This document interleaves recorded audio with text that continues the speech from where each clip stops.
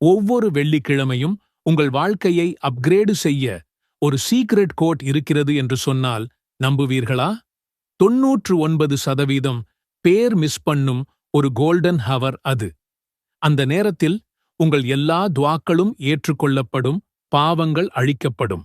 உங்கள் வாழ்க்கையை என்றென்றைக்குமாக மாற்றும் அந்த ரகசியத்தை இந்த வீடியோவில் நான் உங்களுக்கு காட்டப் போகிறேன்.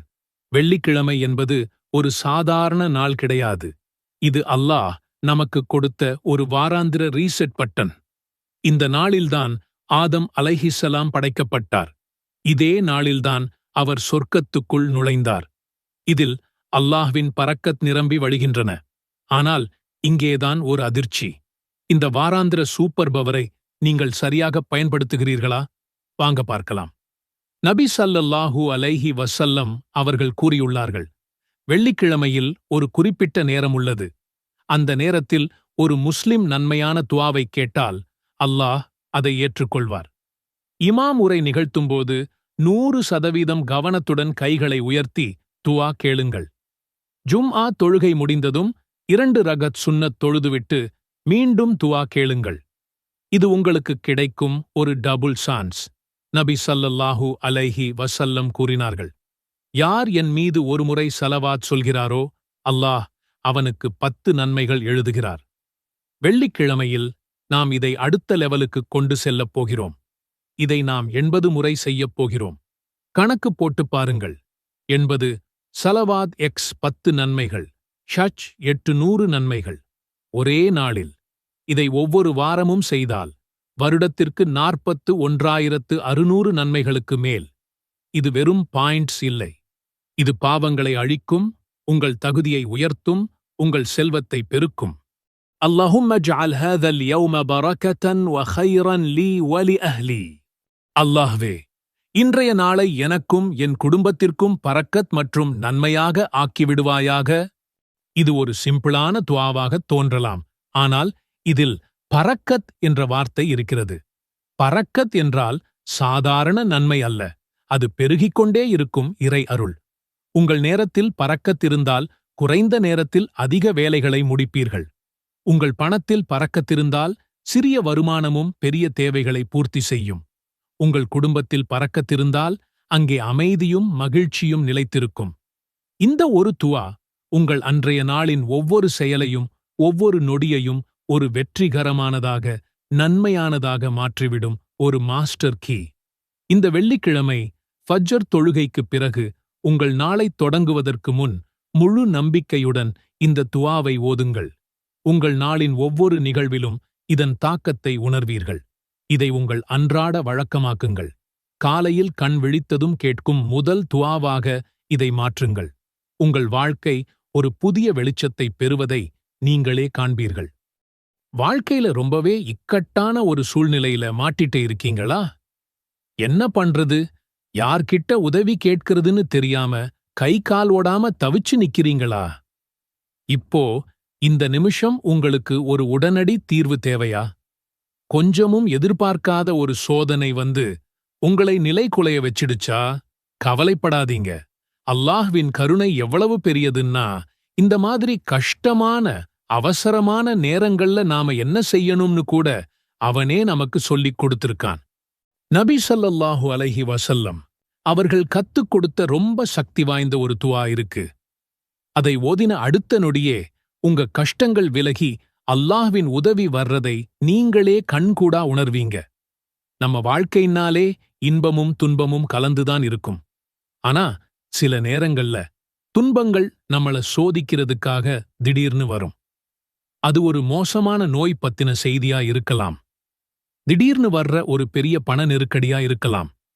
ஏன் நம்மள சுத்தி என்னதான் நடக்குதுன்னு புரியாத ஒரு மன அழுத்தமா இருக்கலாம். இல்ல, நம்மள ஒரு பெரிய ஆபத்துல சிக்க வைக்கிற மாதிரி ஒரு சூழ்நிலையா இருக்கலாம். அந்த சில நிமிடங்கள் ஒரு யுகம் மாதிரி தெரியும்.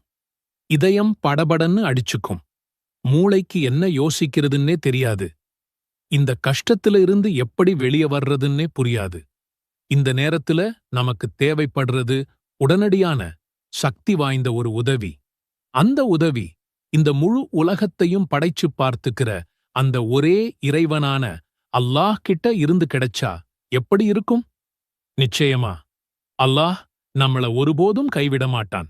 ஒவ்வொரு பிரச்சனைக்கும் ஒரு தீர்வை அவன் வச்சிருக்கான். நம்மளோட கஷ்டமான நேரங்கள்ல அவன்கிட்ட எப்படி உதவி கேட்கணும்னு ரொம்ப எளிமையான ஆனா மிக மிக சக்தி வாய்ந்த ஒரு பிரார்த்தனையை நமக்கு கத்துக் கொடுத்திருக்கிறான். இது வெறும் வார்த்தைகள் கிடையாது. இது இருட்டிலிருந்து வெளிச்சத்துக்கும், கஷ்டத்திலிருந்து நிம்மதிக்கும், தோல்வியிலிருந்து வெற்றிக்கும் நம்மள கூட்டிட்டு போகப் போற ஒரு சாவி.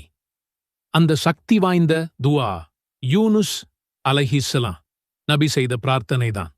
அவங்க ஒரு பெரிய மீனோட வயித்துல 3 இருள்களுக்குள்ள மாட்டிக்கிட்டாங்க. 1 மீன் வயிற்றோட இருள், 2வது கடலோட ஆழத்து இருள், 3வது ராத்திரியோட இருள்.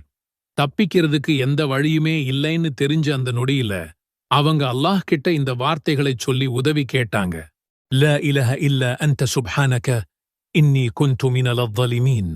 துஆவின் பொருள், உன்னைத் தவிர வணக்கத்திற்குரிய நாயன் யாரும் இல்லை. நீ மிகவும் தூய்மையானவன்.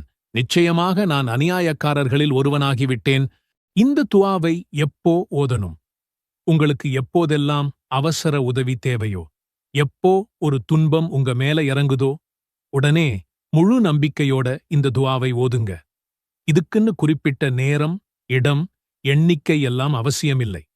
உங்க மனசு எப்போ அல்லாஹ்வை நோக்கி திரும்புதோ அந்த ஒவ்வொரு கணமும் இந்த துஆவிற்கு சக்தி அதிகம். என் அன்பு சகோதர சகோதரிகளே, இப்போ உங்களுக்கான நேரம். ஒருவேளை நீங்களும் கடன் சுமையில தவிக்கலாம், இல்ல தீராத நோயோட போராடலாம், இல்ல யார்கிட்டையும் சொல்ல முடியாத மனவேதனையில இருக்கலாம். உங்க பிரச்சனை எதுவா வேணா இருக்கட்டும், இன்னைக்கே, இந்த நிமிஷமே இந்த சக்தி வாய்ந்த துஆவை உங்க வாழ்க்கையோட ஒரு பகுதியா மாத்திக்கோங்க. உங்க தொழுகைக்குப் பிறகு, தஹஜ்ஜத் நேரத்துல, இல்ல நீங்க தனியா இருக்கிற எந்த நேரத்திலையும் உங்க மனசோட ஆழத்திலிருந்து கண்ணீரோட இந்த துஆவை கேளுங்க.